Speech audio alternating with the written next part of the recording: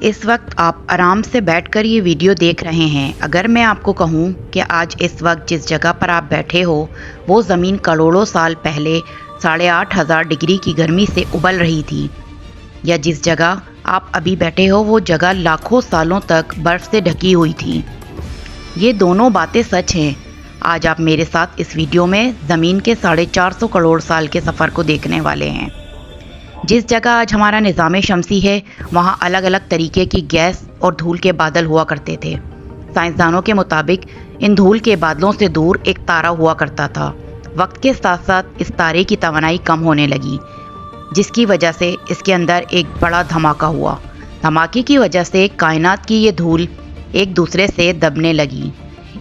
اسی دوران بادلوں میں موجود دھول کی وجہ سے دباؤ اور گرمی کی وجہ سے بڑے پتھر چھوٹے پتھروں میں بدل چکے تھے، اور اسی دباؤ کی وجہ سے ان بادلوں میں ریڈیو ایکٹیو مادے نے گریوٹی کو جنم دیا۔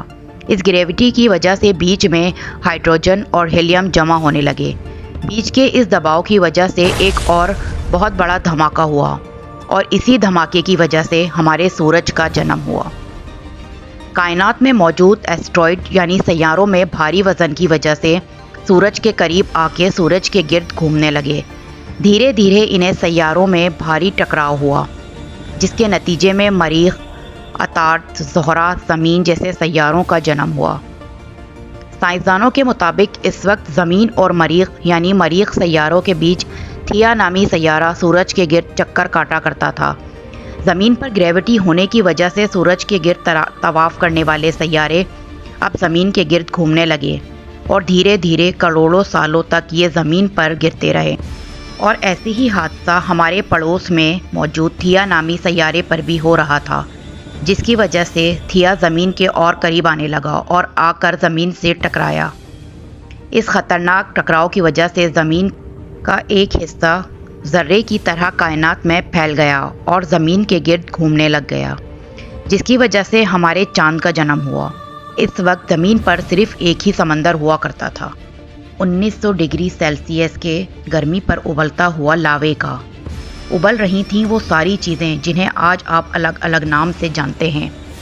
وقت کے ساتھ ساتھ زمین دھیرے دھیرے ٹھنڈی ہو رہی تھی، جس کی وجہ سے زمین کے بھاری عناصر جیسے دھاتیں اور تابکار مواد زمین کے بیچ میں جا کر اکٹھا ہو گئے، اور ہلکے عناصر زمین کی سطح پر آ گئے۔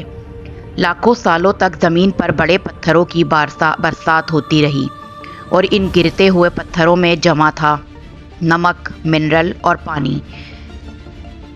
کروڑوں سالوں تک ان پتھروں کی بارش ہوتی رہی، اور دھیرے دھیرے زمین کی اوپری سطح پانی سے ڈھکنے لگی۔ سائنسدانوں کے مطابق یہی وہ وقت تھا جب دور گہرے پانی کے اندر سے نکلتے لاوے سے مائکرو آرگینزم کا جنم ہوا۔ لاکھوں سالوں بعد ایک وقت ایسا آیا جب زمین کی پوری سطح پانی سے ڈھک چکی تھی۔ ہماری زمین کی سب سے اندر والی سطح ریڈیو ایکٹیو مادے سے بنی ہونے کی وجہ سے ہر وقت گرم ہوتی رہتی تھی، لیکن جب بھی زمین کی اوپری سطح ٹھنڈی ہو جاتی تھی تو زمین کے اندر کی گرمی باہر نہیں نکل پاتی، جس کی وجہ سے لاوا بنتا ہے۔ اور اس وقت کچھ ایسا ہی ہوتا ہے۔ پانی سے ڈھکی ہوئی زمین پر ہزاروں کی تعداد میں لاوے نکلنے لگے، اور آنے والے لاکھوں سالوں تک ان لاووں کا نکلنا جاری رہا، جس سے پانی کے اندر زمین کا جنم ہو رہا تھا۔ اس وقت بھی زمین پر ماحول نہ ہونے کی وجہ سے پتھروں کی برسات ہو رہی تھی۔ آج سے لگ بھگ 300 کروڑ سال پہلے زمین پر ایسا وقت آیا جب زمین کا ماحول اسٹیبل ہونے لگا۔ لاوے نکلنے کم ہو گئے تھے، اور زمین کا ایک دن 12 گھنٹے کا ہو گیا تھا۔ سال گزرتے گئے اور یہ مائکرو آرگینزم ترقی کرتے رہے اور گروپوں میں رہنے لگے۔ لگ بھگ 250 کروڑ سال پہلے زمین پر پہلی بار ایسے جاندار کا جنم ہوا جو جینے کے لیے پانی کے اندر موجود منرل اور دھوپ کا استعمال کرتے تھے اور آکسیجن باہر نکالتے تھے۔ اور اس وقت تک زمین پر لاوے کا نکلنا بند ہو چکا تھا، اور مائکرو بیکٹیریا کی وجہ سے ماحول میں آکسیجن کی مقدار بڑھ رہی تھی، اور ماحول میں آکسیجن بڑھنے کی وجہ سے زمین پر ہوا کی لہر بننا شروع ہوئی۔ پھر ہزاروں سالوں تک ماحول میں آکسیجن کی مقدار بڑھتی رہی، جس کی وجہ سے زمین کے زیادہ تر حصوں میں माइक्रो बैक्टीरिया फैल गए। हज़ारों सालों बाद एक वक्त ऐसा आया जब ज़मीन में ज़्यादा ऑक्सीजन बढ़ने की वजह से ये माइक्रो बैक्टीरिया मरने लगे। इस वक्त तक ज़मीन का माहौल ठंडा होने के साथ साथ ऑक्सीजन से भर चुका था, जिसकी वजह से ज़मीन और माहौल में मौजूद आयरन यानी लोहे के मिनरल पानी में मौजूद ऑक्सीजन से रिएक्ट होने लगे। और एक वक्त ऐसा आया जब ज़मीन की सतह आज के मरीख की तरह लाल हो चुकी थी। वक्त गुजरने के साथ साथ ज़मीन की टेक्टोनिक प्लेट्स में दरार होने लगी, जिसकी वजह से ज़मीन के अंदर का लावा ज़मीन की तरह कई लाखों सालों तक खुला उबलता रहा। और यही वो वजह थी जिसकी वजह से ज़मीन के माहौल में कार्बन डाइऑक्साइड की मिकदार बहुत बढ़ गई और ज़मीन पर एसिड की बारिश शुरू हो गई। एसिड रेन की वजह से ज़मीन की गर्मी कम होने लगी और गर्मी इतनी कम हुई कि ज़मीन के ऊपर का पानी बर्फ़ में बदलने लगा। ज़मीन पर पहली बार आइस एज आया। इस वक्त पूरी ज़मीन सफ़ेद बर्फ़ से ढक चुकी थी। आमतौर पर जब ज़मीन की सूरज की किरणें गिरती हैं तो ज़मीन इन्हें सोख लेती है, मगर क्योंकि पूरी ज़मीन बर्फ़ से ढक चुकी थी और क्योंकि बर्फ़ सफ़ेद और चमकीली होती है, जिसकी वजह से सूरज की किरणें ज़मीन पर गिरने के बाद वापस चली जाती थीं। इसी वजह से ज़मीन कई लाखों सालों तक बर्फ़ से ढकी रही, मगर फिर से ज़मीन के अंदर की गर्मी लावे की सूरत में निकलना शुरू हो गई और इन लावे की से निकलने वाली गर्मी ने बर्फ़ को पिघलाना शुरू कर दिया। इस बीच ज़मीन की गहराई में बचे कुछ माइक्रो बैक्टीरिया धीरे धीरे बदल रहे थे और अब वो ऑक्सीजन को अपने जिस्म को बड़ा और ताकतवर बनाने के लिए इस्तेमाल कर रहे थे। इस बीच समंदर में अलग से छोटे समंदरी पौधे निकलना शुरू हो गए थे। बाहर जैसे जैसे लावे निकल रहे थे, माहौल वैसे वैसे कार्बन डाइऑक्साइड की वजह से गर्म हो रहा था। वक्त के साथ साथ बर्फ़ तो पिघलने लगी, मगर ज़मीन पर फिर से एसिड रेन शुरू हो गई, जिसकी वजह से ज़मीन एक बार फिर से ठंडी होने लगी और फिर ज़मीन का ज़्यादातर सतह बर्फ़ से ढक गई।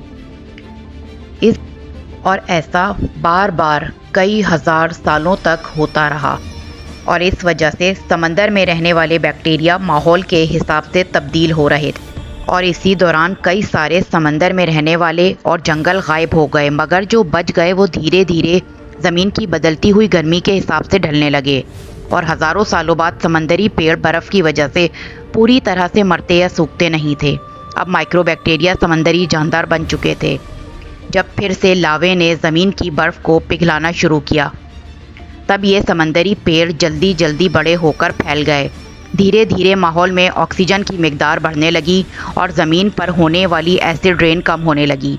माहौल में ऑक्सीजन आने की वजह से ज़मीन की ओजोन लेयर मोटी होने लगी। आज से तकरीबन 47 करोड़ साल पहले ज़मीन की ऊपरी सतह पर ओसिस नामी प्लांट उगना शुरू हुए। वक्त के साथ साथ ज़मीन पर अलग अलग तरीके के पेड़ और पौधे उगना शुरू हुए। एक वक्त ऐसा आया जब पेड़ और पौधों की लंबाई ज़मीन से 80 से 100 फीट लंबी या आज की 5 से 6 मंजिला बिल्डिंग जितनी ऊंची हो चुकी थी। ये वो वक्त था जब समंदर के जानवर समंदर से बाहर निकल रहे थे और ज़मीनी जानवरों में तब्दील हो रहे थे। ज़मीन से ज़्यादातर खुश्क हिस्सा एक जगह जमा हो चुका था, जिसे आज हम पैंजिया के नाम से जानते हैं।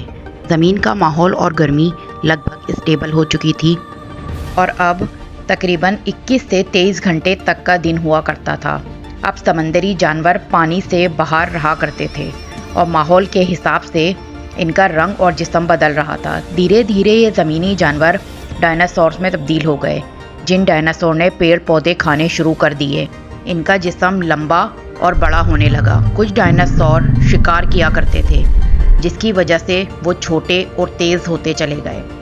ज़मीन की ज़्यादातर ज़मीन एक जगह इकट्ठा होने की वजह से ज़्यादातर ज़मीन रेगिस्तान और बंजर हो चुकी थी। ज़्यादातर जंगल समंदर से करीब हुआ करते थे, जिसमें डायनासोर रहा करते थे। आज से लगभग 20 करोड़ साल पहले पैंजिया टूटने लगा।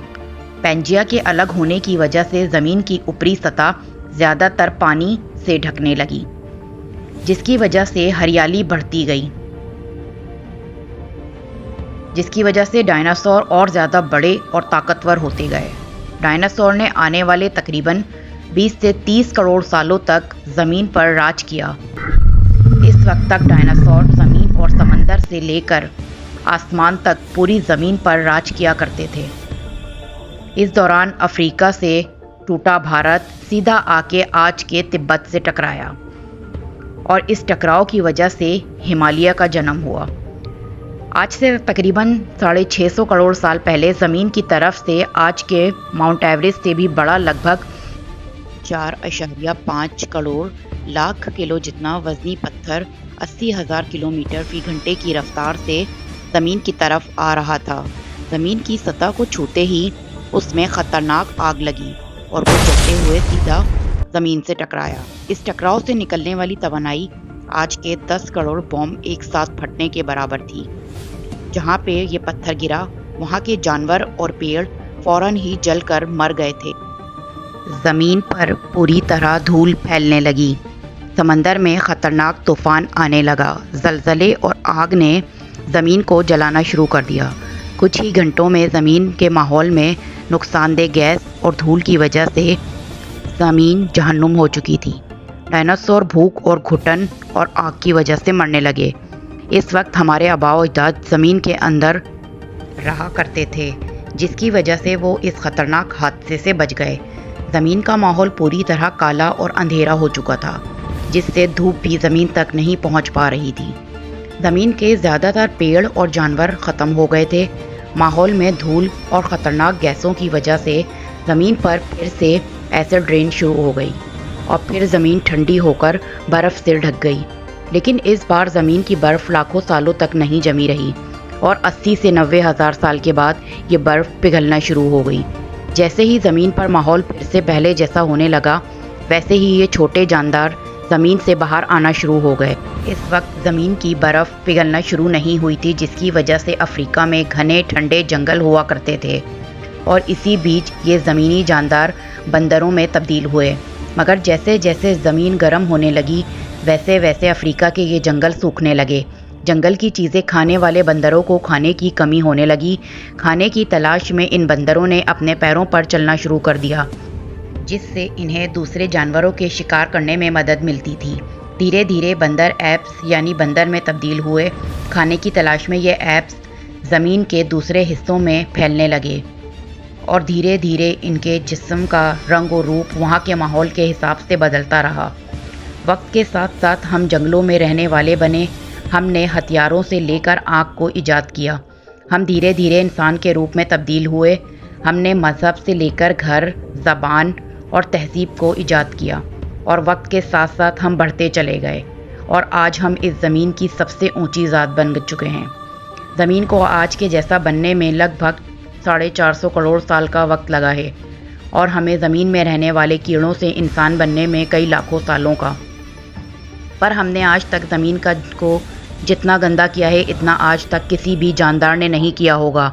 हम फिर से ज़मीन को गर्म कर रहे हैं और कार्बन डाइऑक्साइड की मिकदार बढ़ा रहे हैं। साइंसदानों का मानना है कि ज़मीन एक बार फिर से बहुत बड़ी तब्दीली आने वाली है। फ्यूचर में ज़मीन कैसी होगी, कोई नहीं जानता ये बात।